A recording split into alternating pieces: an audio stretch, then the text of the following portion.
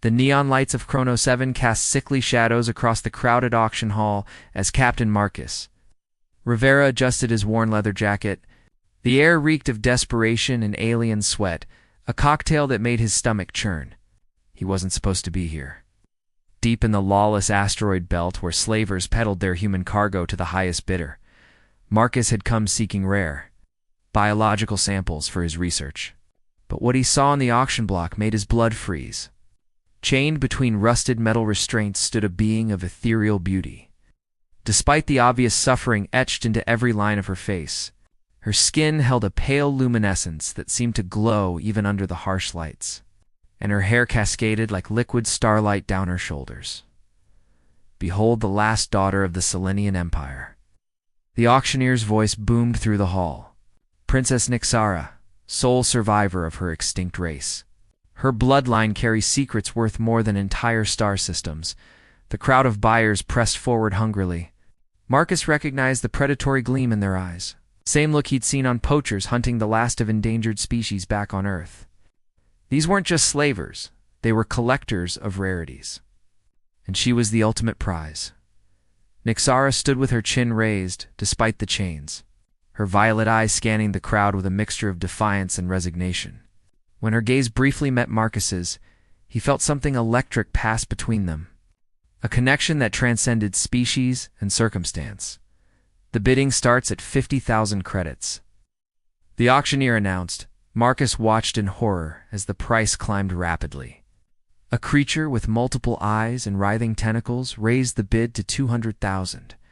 Beside it, a reptilian being in expensive robes countered with 300,000. These weren't buyers looking for laborers. They were connoisseurs of suffering. "She's not just rare," whispered a nearby trader to his companion. "Word is, her genetics hold the key to unlimited faster-than-light travel. Whoever owns her owns the galaxy."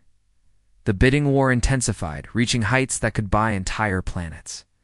Marcus felt his heart racing as he watched Nixara's face grow paler with each escalating number.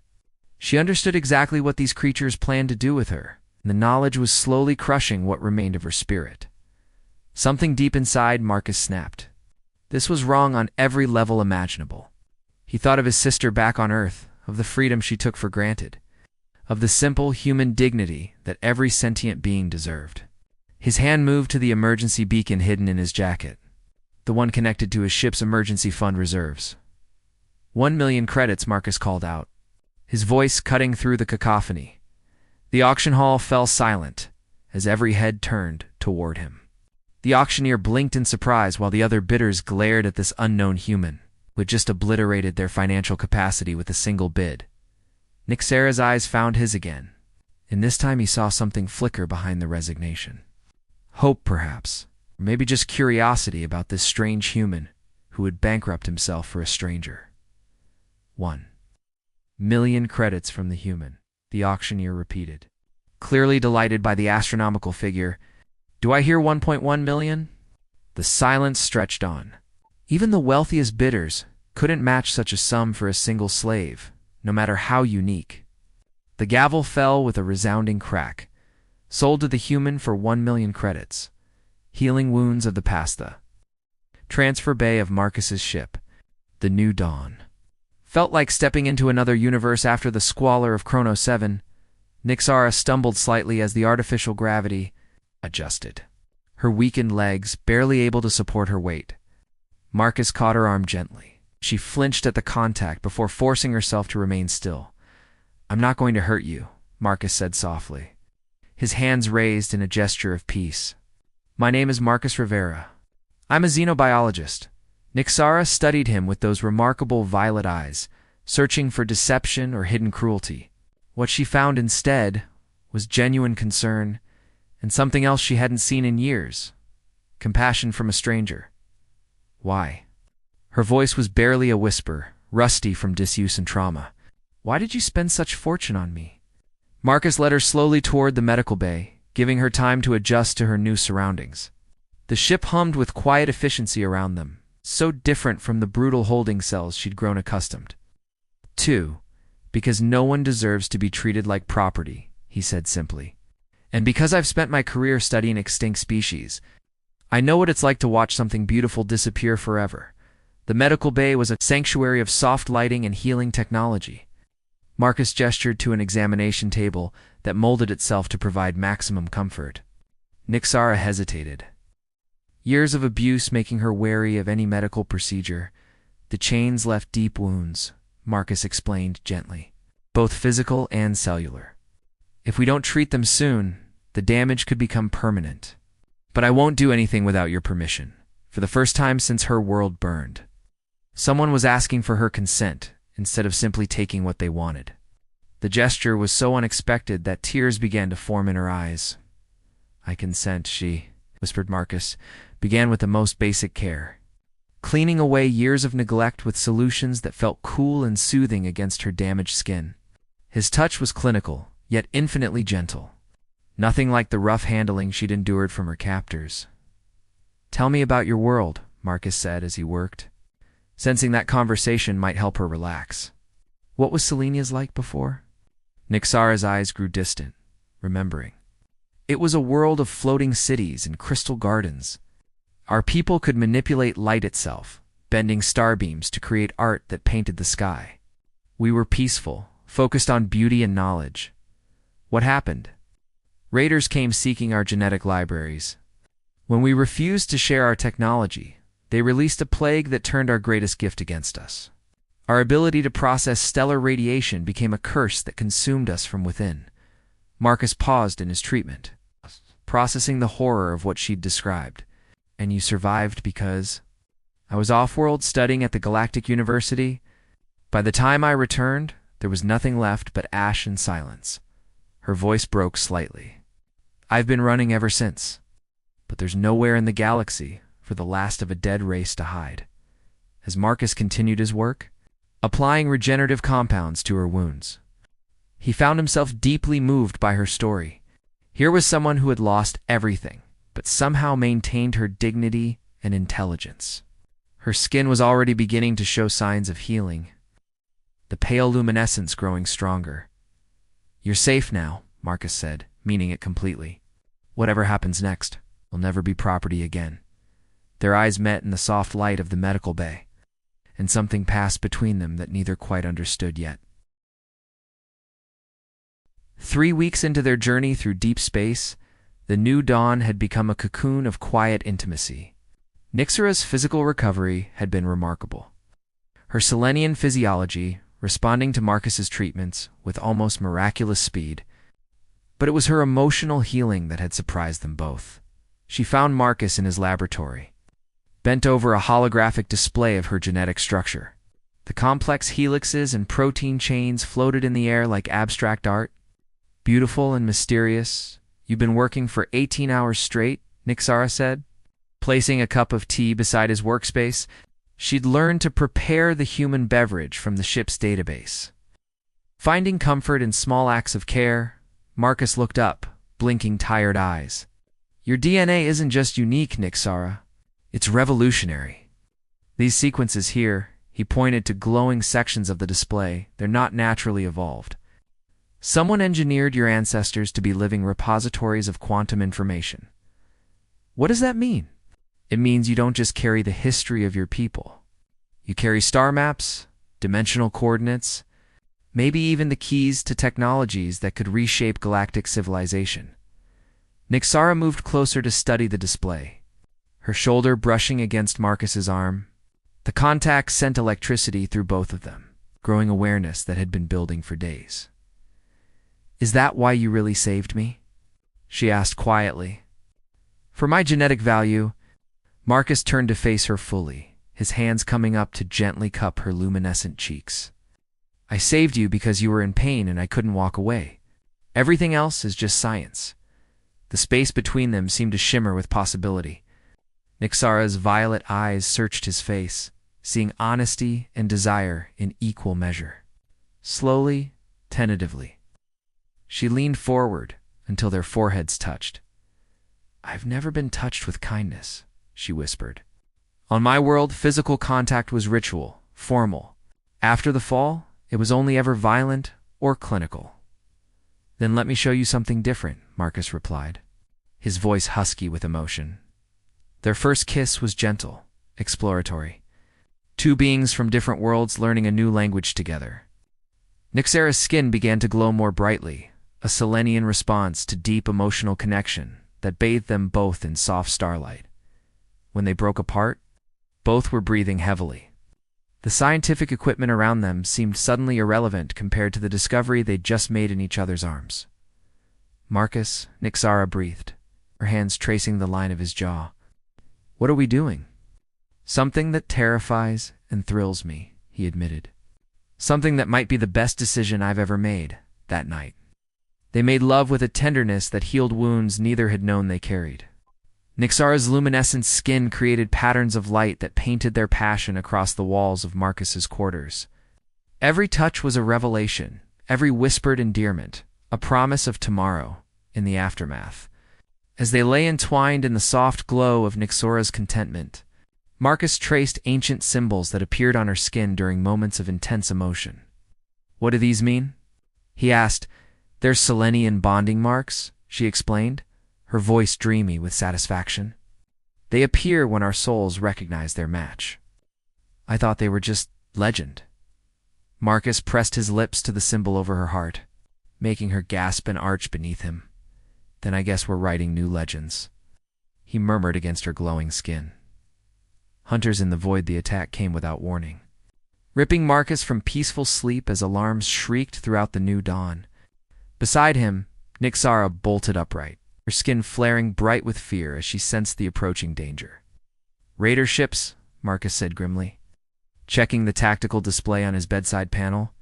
"3 of them, military grade. They've been tracking us." Nyxera's face went pale as starlight. "They want me back. The genetic information in my blood is too valuable to lose." Marcus was already pulling on his clothes, his mind racing through defensive options. His ship was built for research, not combat. But he'd installed some upgrades during his years in dangerous sectors. "The medical bay," Nyxera said suddenly.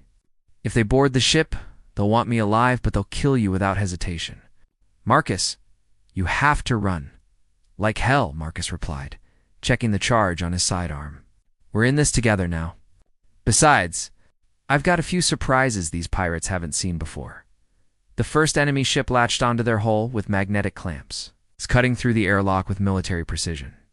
Marcus had sealed the main corridors and rerouted life support to create choke points. But against trained soldiers, their chances were slim. "Stay behind me," Marcus whispered, as they moved through the darkened corridors toward the engine room. "If things go bad, there's an escape pod hidden behind the quantum core. Take it and run." "I won't leave you," Nyxera said fiercely, her hand finding his in the darkness. The first raider appeared at the junction ahead, a massive creature covered in battle scars and wielding energy weapons that could punch through starship hull plating. Marcus fired first, his shot taking the alien center mass. But more were coming. "Human," a familiar voice called out in Galactic Standard. It was the reptilian creature from the auction, the one who'd bid hundreds of thousands for Nyxera. "You cannot escape. Surrender the female, and we'll make your death quick." "Counteroffer," Marcus called back, pulling Nyxera into an alcove as energy bolts scorched the walls around them. "Go back to whatever hole you crawled out of, and maybe I won't introduce you to human stubbornness." The battle that followed was desperate and chaotic. Marcus used every trick he'd learned during his years exploring hostile worlds, turning the ship's own systems into weapons. Gravity plating became crushing traps, atmospheric processors became toxic gas dispensers, and the automated maintenance drones became improvised explosives. But there were too many raiders, and they were closing in on the engine room where Marcus had made their final stand. As the last of his defenses failed, he found himself back to back with Nyxera, both of them breathing hard and running low on ammunition. "I'm sorry I couldn't give you more time," Marcus said, reloading his weapon with shaking hands. "You gave me everything," Nyxera replied, her skin beginning to glow with an inner light that seemed different from her usual luminescence. "You showed me love, Marcus. Real love, not possession or desire for what I represent. That's worth more than all the time in the universe." The lead raider stepped into the engine room, flanked by his surviving soldiers. His reptilian features were twisted in a cruel smile. "Touching," he hissed. "Now come quietly, female, or watch your pet humans suffer." Nyxara stepped forward, her glow intensifying until it became almost blinding. "You want my genetic secrets?" she asked, her voice carrying new power. "Let me show you what Selenian DNA can really do." The light exploding from her body wasn't just illumination. It was concentrated stellar radiation focused through her enhanced genetics. The raiders screamed as the energy overwhelmed their nervous systems. Dropping them where they stood, when the light faded, Nyxara collapsed into Marcus's arms, drained but alive. Around them, the raiders lay unconscious, their weapons fused into useless metal by the energy discharge.